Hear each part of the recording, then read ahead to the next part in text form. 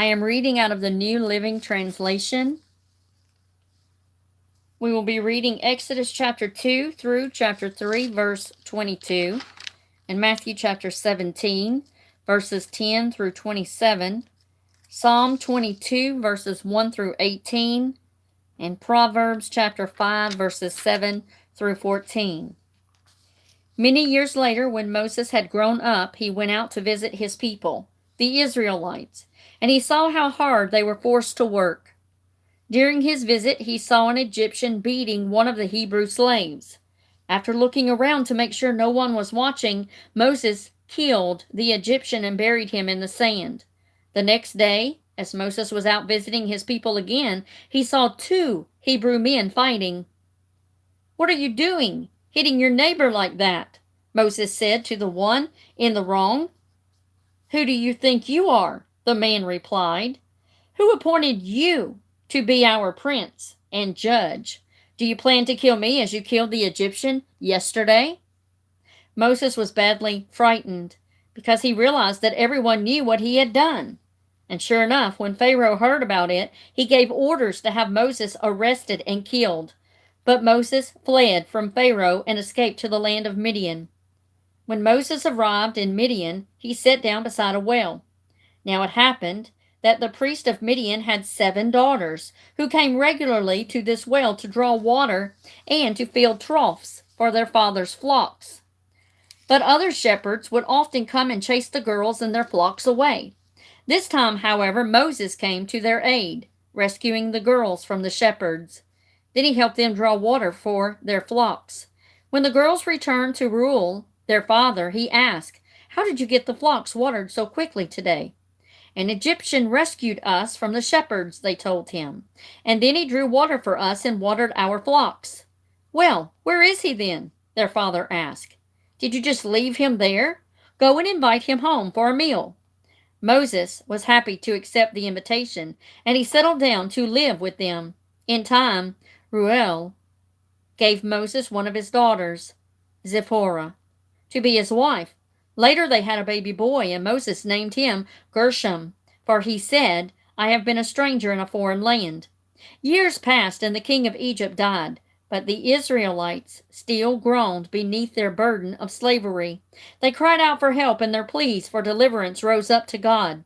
God heard their cries and remembered his covenant promised to Abraham, Isaac, and Jacob. He looked down on the Israelites and felt deep concern for their welfare.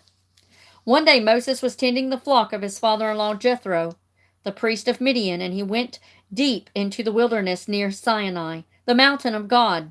Suddenly the angel of the Lord appeared to him as a blazing fire in a bush.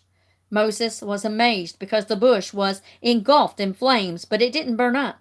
"Amazing," Moses said to himself. "Why isn't that bush burning up? I must go over to see this."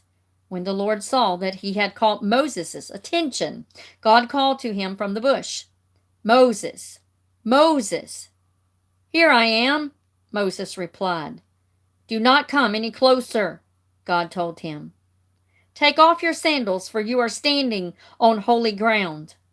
Then he said, "I am the God of your ancestors, the God of Abraham, the God of Isaac, and the God of Jacob."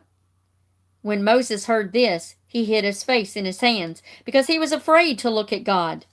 Then the Lord told him, "You can be sure I have seen the misery of my people in Egypt.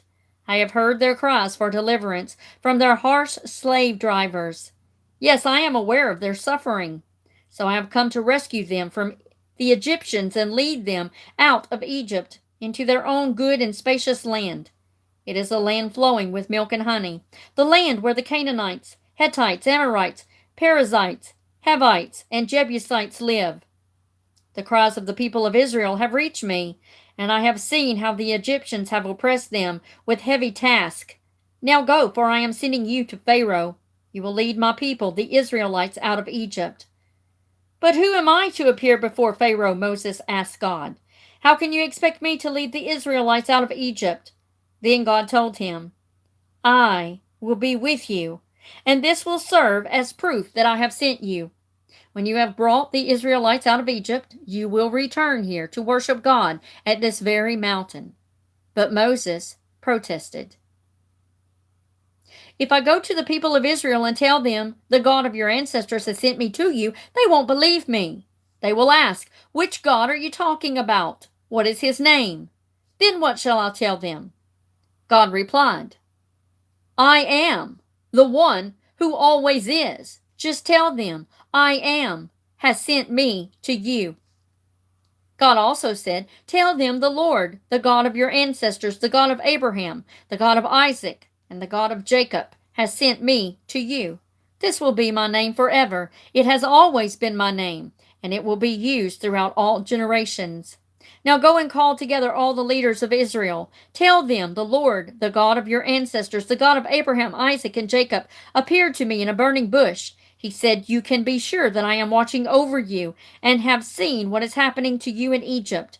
I promise to rescue you from the oppression of the Egyptians. I will lead you to the land now occupied by the Canaanites, Hittites, Amorites, Perizzites, Hivites, and Jebusites, a land flowing with milk and honey.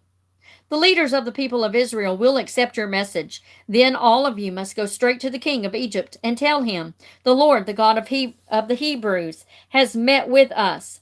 Let us go on a 3-day journey into the wilderness to offer sacrifices to the Lord our God. But I know that the king of Egypt will not let you go except under heavy pressure. So I will reach out and strike at the heart of Egypt with all kinds of miracles. Then at last, he will let you go. I will see to it that the Egyptians treat you well. Then they will load you down with gifts so you will not leave empty-handed. The Israelite women will ask for silver and gold jewelry and fine clothing from their Egyptian neighbors and their neighbors' guests. With this clothing you will dress your sons and daughters. In this way you will plunder the Egyptians.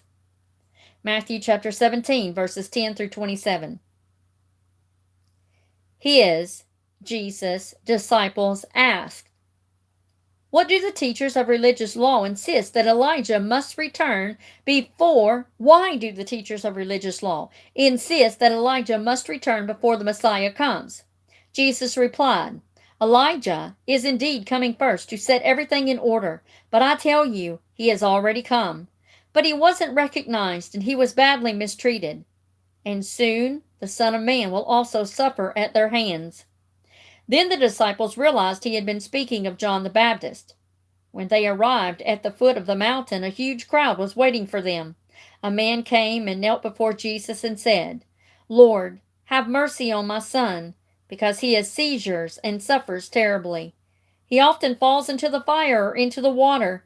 So I brought him to your disciples, but they couldn't heal him. Jesus replied, you stubborn, faithless people, how long must I be with you until you believe? How long must I put up with you? Bring the boy to me. Then Jesus rebuked the demon in the boy, and it left him. From that moment the boy was well. Afterward, the disciples asked Jesus privately, why couldn't we cast out that demon? You didn't have enough faith, Jesus told them. I assure you, even if you had faith as small as a mustard seed, you could say to this mountain, move from here to there, and it would move. Nothing would be impossible. One day, after they had returned to Galilee, Jesus told them, the Son of Man is going to be betrayed. He will be killed, but 3 days later, he will be raised from the dead. And the disciples' hearts were filled with grief. On their arrival in Capernaum, the tax collectors for the temple tax came to Peter and asked him, doesn't your teacher pay the temple tax? Of course he does, Peter replied. Then he went into the house to talk to Jesus about it. But before he had a chance to speak, Jesus asked him, what do you think, Peter? Do kings tax their own people or the foreigners they have conquered? They tax the foreigners, Peter replied. Well then, Jesus said, the citizens are free. However, we don't want to offend them, so go down to the lake and throw in a line. Open the mouth of the first fish you catch, and you will find a coin. Take the coin and pay the tax for both of us. Psalm 22, verses 1 through 18. It's a psalm of David. my God, why have you forsaken me? Why do you remain so distant? Why do you ignore my cries for help? Every day I call to you, my God, but you do not answer.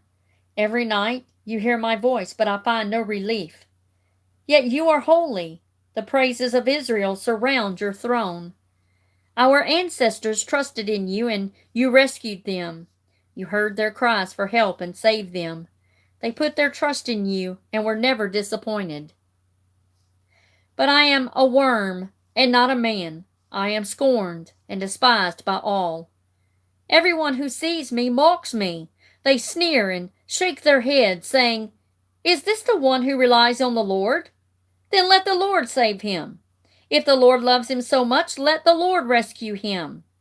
Yet you brought me safely from my mother's womb and led me to trust you when I was a nursing infant. I was thrust upon you at my birth. You have been my God from the moment I was born.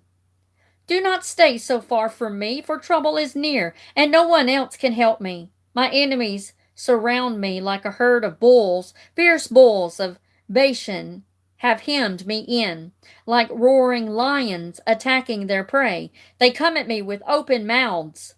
My life is poured out like water, and all my bones are out of joint. My heart is like wax melting within me. My strength has dried up like sun-baked clay.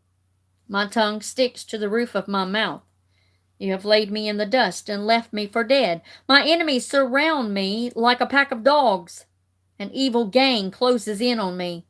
They have pierced my hands and feet. I can count every bone in my body. My enemies stare at me and gloat. They divide my clothes among themselves and throw dice for my garments. Proverbs chapter 5, verses 7 through 14. So now, my sons, listen to me. Never stray from what I am about to say. Run from her. Don't go near the door of her house. If you do, you will lose your honor and hand over to merciless people everything you have achieved in life. Strangers will obtain your wealth, and someone else will enjoy the fruit of your labor. Afterward, you will groan in anguish when disease consumes your body, and you will say, "How I hated discipline! If only I had not demanded my own way! Oh, why didn't I listen to my teachers? Why didn't I pay attention to those who gave me instruction? I have come to the brink of utter ruin, and now I must face public disgrace."